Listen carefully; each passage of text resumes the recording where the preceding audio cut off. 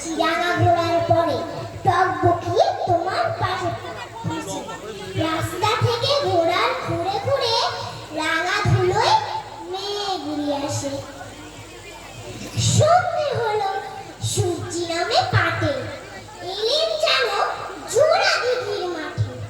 গরু বাছুর নেই তো কোনোখানে, সন্ধে হতেই গেছে গায়ের পানে। আমরা কোথায় যাচ্ছি কে তা জানে, অন্ধকারে দেখা যায় না ভালো।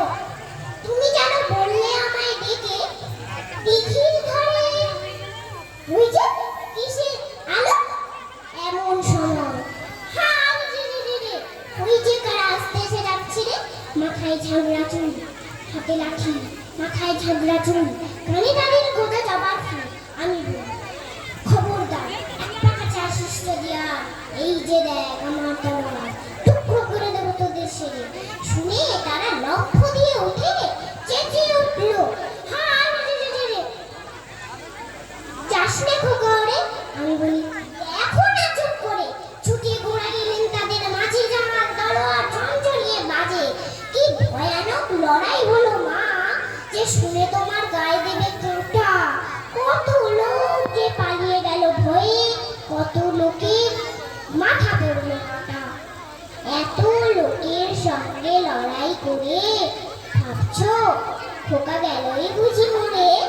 আমি তখন রক্ত থেমে বলছি এসে, লড়াই গেছে থেমে।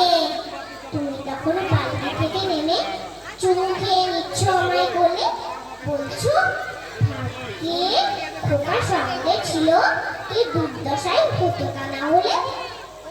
তোর কত কি ঘটে দেখা, এমন কেন সত্যি হয় না। ঠিক যেন এক গল্প হতে হবে, কেউ শুনতো যারা অবাক হতো সবে। দাদা বলতো, কেমন করে হবে খোকার গায়ে এত কি জোর আছে। পাড়ার লোকে সবাই বলতো শুনে, ভাগ্যে খোকা ছিল মায়ের কাছে। ধন্যবাদ অদিতি দাসকে। সবাই